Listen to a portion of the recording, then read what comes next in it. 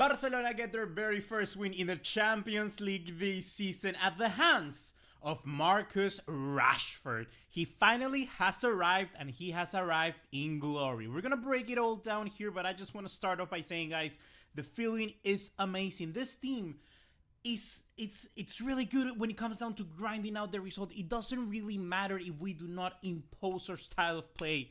Barcelona always come out punching, and they come out on top. I am happy with this team. This is a new, refreshed look for Barcelona. This is the second season for Hansi Flick, and we are continuing the same trajectory in Europe. Let's continue just like this. What's going on, guys? ¿Cómo están? BugaLuis here. Welcome back to another video here on the channel. And yes, indeed, Barcelona has gotten a win over Newcastle United away from home at St. James Park with 2 goals from Marcus Rashford in the second half.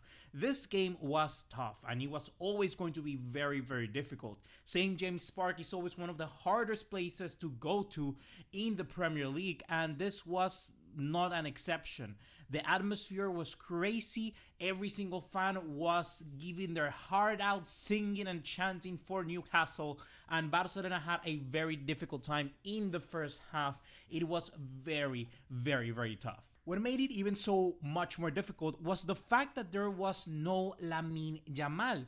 Lamine Yamal was not going to come into this game, and that was the narrative, you know? Newcastle already knew that Barcelona's best player was not going to be there. I mean, albeit you could say that Pedri is more important to our style, but the fact that Lamine is not here, he was our game changer, you know? With Pedri, Newcastle United could get a result, but without Lamine, Barcelona cannot get the win. That was at least what the people were thinking, but yeah, Hansi Flick decided to make some changes, and we're gonna take a look at exactly what lineup he used, because this tells us quite a lot about what the German manager was thinking.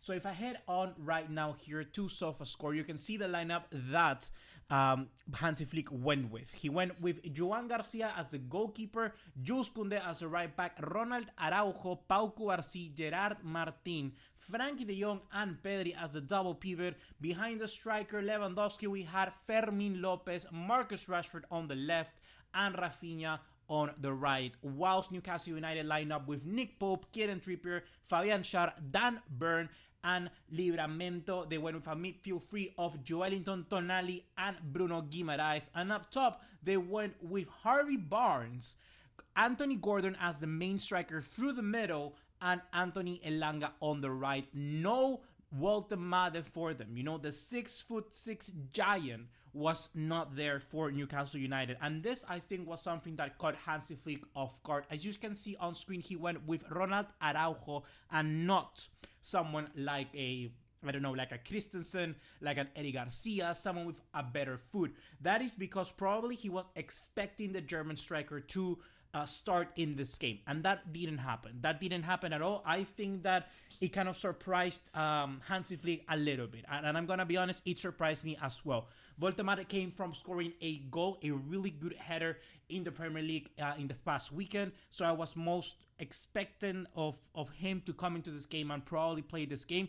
There was a lot of news also surrounding the German striker coming in. It's going to be his debut against a humongous club like Barcelona.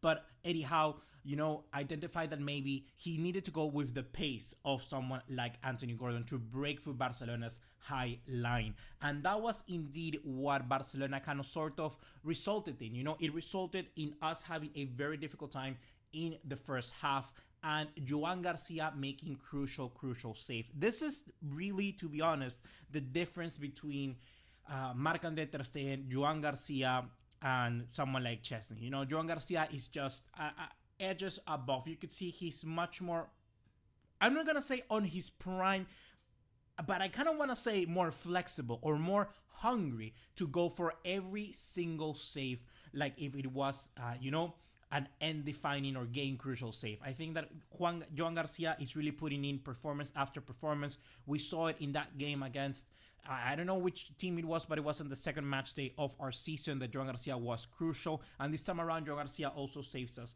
You know, you need a goalkeeper that in clutch moments, he's going to appear and save you. And basically, Barcelona, I wouldn't say played into Newcastle's hands, because of it, because normally when you are shouting out a goalkeeper, it means that the rival team are playing better than you. But the fact that Newcastle United sort of had, let's say, more opportunities on target, on goal. Barcelona didn't get a single shot on target until the goal from Marcus Rashford in the 58th minute. And whilst Newcastle United already had one or two. I think that Barcelona just couldn't put their style of play because Newcastle United are such a rough team to play against, because they're very, very physical. They're very, very compact. They're a team that really moves as a unit, and they're a rough team. Like, I think that's the best way to mention, It's a rough team that they are not going to give up. They're going to give you a fight on every single ball, and that's basically what we saw from Newcastle in this game. They were good in transition. They were good with the ball, with midfielders like Tonali and Bruno Guimaraes. And most of the time, it resulted in one of our players wanting one of our players to just spark a little bit more. And I think that player was Fermín López. Fermín López had a little bit of opportunities, let's say here, where he had a lot of touches in the first half, where he could have done a little bit more, take an even better decision. But I think that just simply the midfield and the such difficult pairing of center backs that they have in Dan Burn and Fabian Schär sort of made it difficult for Fermín to sort of exercise his role as the shadow striker that we normally tend to see for Barcelona. He ended up being more of a playmaker, trying to build from the back, but that's not the role from Fermín. That's much more for a Dani Olmo or even Pedri, more advanced. I think Lewandowski was good in the terms of trying to keep his place battling out with the tough center backs. I think this is understandable to see that Hansi Flick is sort of preparing for instances like this, where Lewandowski is going to be getting the game time in the big matches against Newcastle United. Unfortunately, he didn't get a goal here, but it's clear to see that the Polish striker is being favored for instances like this, in the games of the Champions League or big stature. I think that Rafinha was also very good on the right. He was sharp. And the tandem with Koundé, I think, works very, very well between those two, because Rafinha likes to cut inside, and Koundé then just can overlap.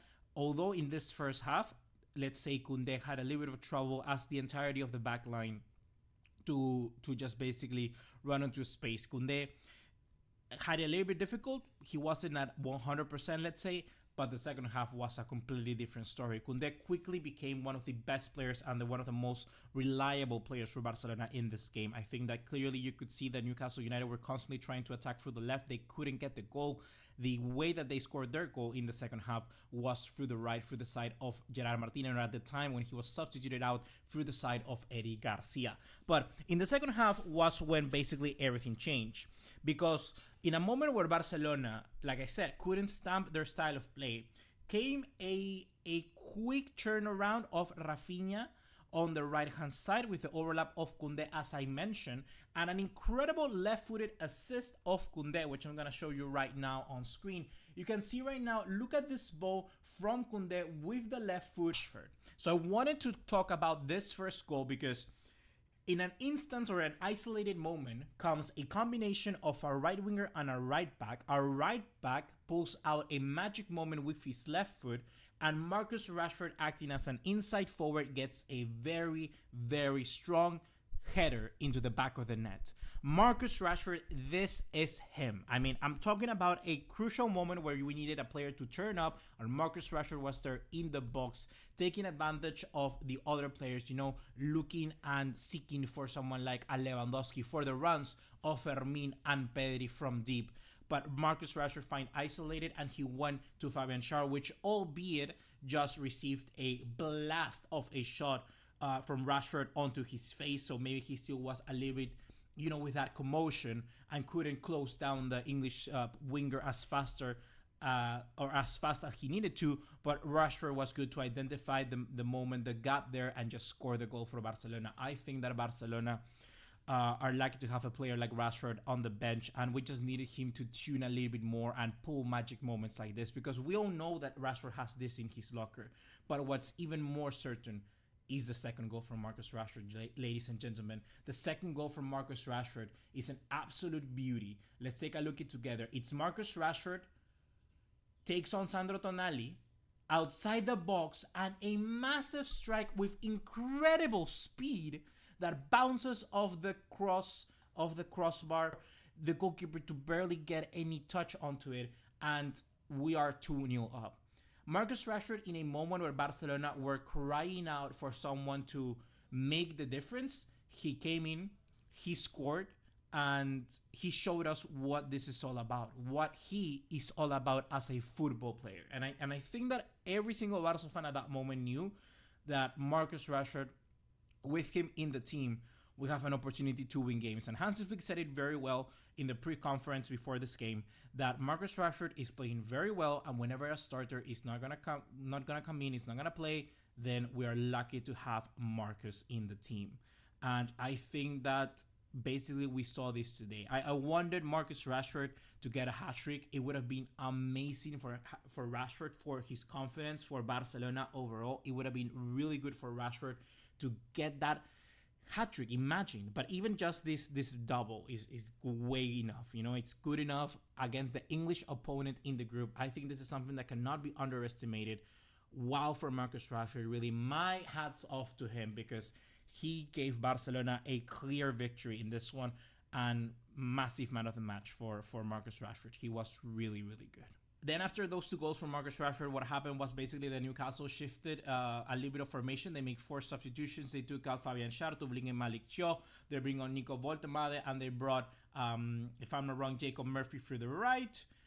And they brought somebody else. They brought somebody else to play basically the normal 4-3-3 that they do, to just cross it into Nico Woltemade. And Hansi Flick noticed this. Basically what he did was take out Pau Cubarsí and brought on someone stronger, a little bit more of a physical presence, someone with a little bit more experience like Andreas Christensen. It was clear that Christensen was going to play because he was basically part of the pre-conference sessions. I've never seen a player give a press conference pre-game and then not appear in a match. I have never seen that. Ferran came from Lewandowski to take a little bit of the weight off him. I thought Lewandowski looked a little bit annoyed at coming off, but that's just what you get for being one of the most historic strikers in the legend of the competition. I mean, we're talking top 3 top goal scorers of the UCL history ever. And there was another chance later on that Rashford just sent the ball to Rafinha on the first touch. He's done it actually twice now. Once with Valencia and another one here. And Rashford is on fire. I think he's looking really, really good. Newcastle got the goal. And basically, I think Hansi Flick understands this far better, this team, or how we need to close games down. This is something that, for instance, I think last season would have happened. He brought in Casado, he pushed Pedri further forward, and he basically said, locked up shop.